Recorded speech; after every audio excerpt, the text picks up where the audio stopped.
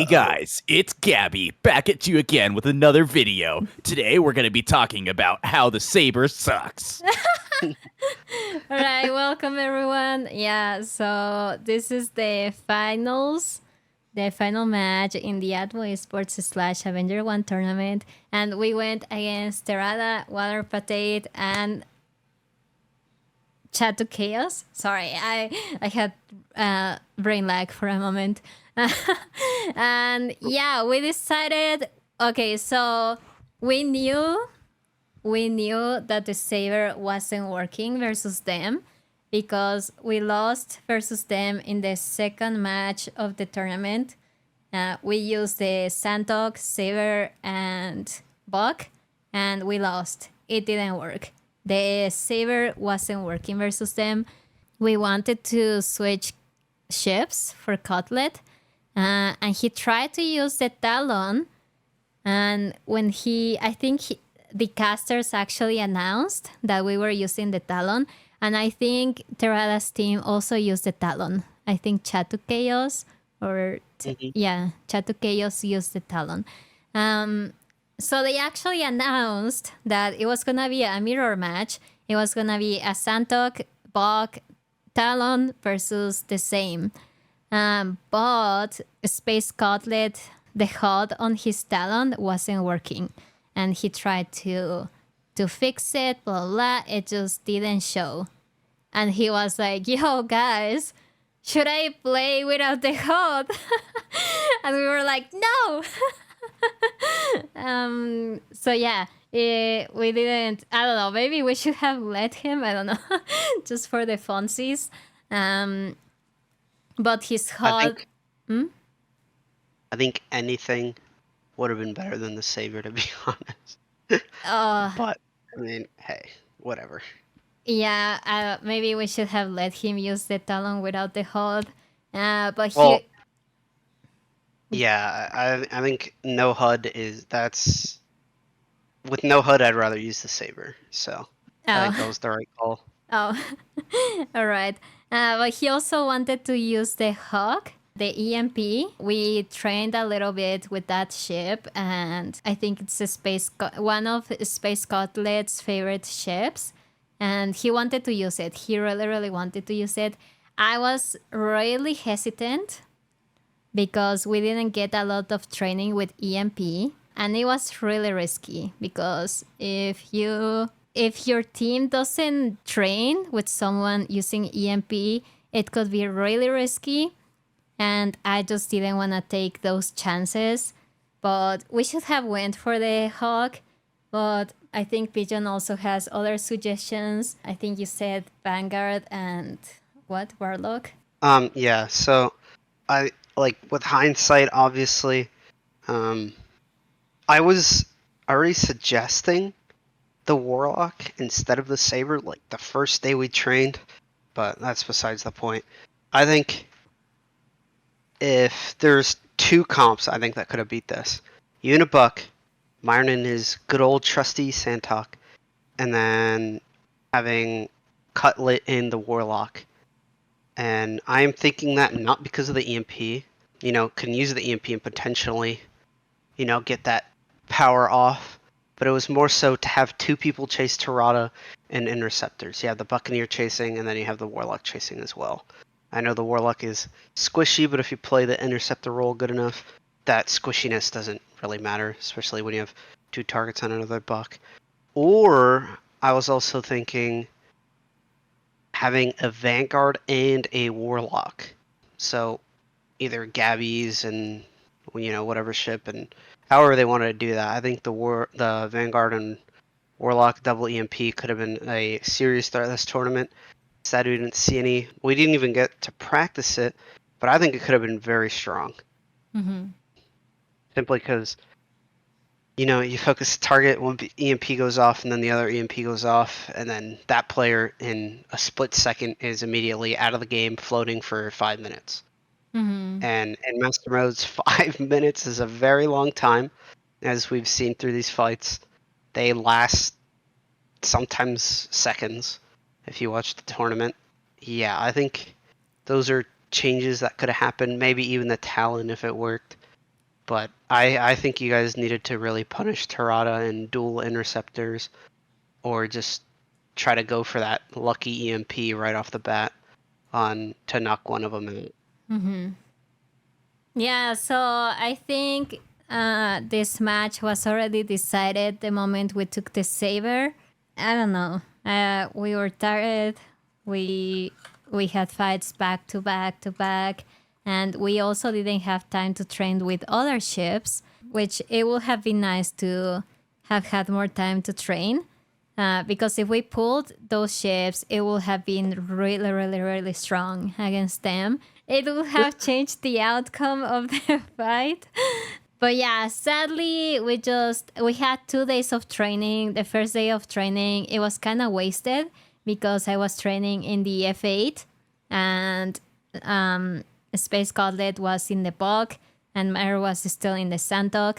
We trained all day with that on Thursday, and then on Thursday night or Friday morning, Atmoesports decided to ban the F8, which I was like, oh, bro. So we basically found what ships to fly on Friday, or like probably Friday night. So I wish we had more time to do that. But I mean, Terada, Waterpatate have been training for years. They played really well. So these fights were really fun. It was just kind of unlucky to have the saber and just not enough time to try to think of a better strat. But yeah, let's watch the fights and let's try to see what happens. Yes, I mean, our main target was Terada. And I think they focused Gauntlet both times. So we move on here. We try to find them. I think even if Myron and Cutlet went on what's his name, on chat, and then you went on Terada just to force him to disengage, it could have worked. Yeah, also I think the target decision was could have been better. I think Terada on the buck was very hard to punish. I think we wanted Meyer to distract Waterpatate while me and Space Gauntlet went on Terada and Chad, I think. I don't completely remember what our thinking was here. Interesting. So yeah, they go for me. I think I It wanted did almost no to. damage to you though. Okay, and they Oh, instantly wow. take a Space Gauntlet. Yeah. And we take Waterpatate shields down. But So they did what I was just saying. They focus you, make you disengage, and then they punish their actual target. yeah, they did that to me a lot. Oh yeah, Oh, and Waterpatate nice. went down. But Terada was a rough. I think Terada and Chad both focused me at the same time, which was really good from. And I was kind of lost here.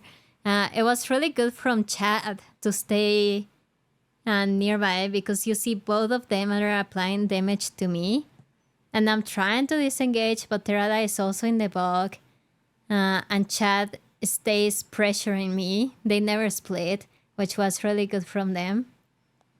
And Meyer, I don't see Meyer. I think I was asking for him, and I just keep trying to disengage while waiting for Meyer to come help me. And yeah, I went down. Yeah, I think nerves got the best of you there. I saw a little bit of panic targeting at the end. Yeah. Yeah, Space Gauntlet went down super fast. And it was hard for me and Mar to stay together. That's what happens to a saber when a team collapses on it. So yeah, let's go to the second match. So I think literally just swapping Cutlet to something else. Like, I think the Warlock is better than the Hawk, simply for the speed. Yeah, because we took Waterpatate down. And if we had, Yeah, which, like, if we had Space Cutlet, the fight would have been different. yeah, that was surprising. You guys got her down in the Sandtalk that fast. Myron must have been putting every single Panther shot into the side of the Sandtalk.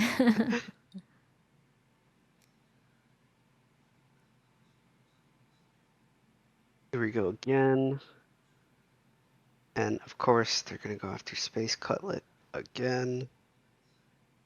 Because he's in that very vulnerable ship. So sending in Myron first, not a bad idea. He can scout, absorb some more shots, and also apply pressure as they come in towards Space Cutlet. So Which, great pressure take, here. This is yeah, good. his shields are down, my shields are still up.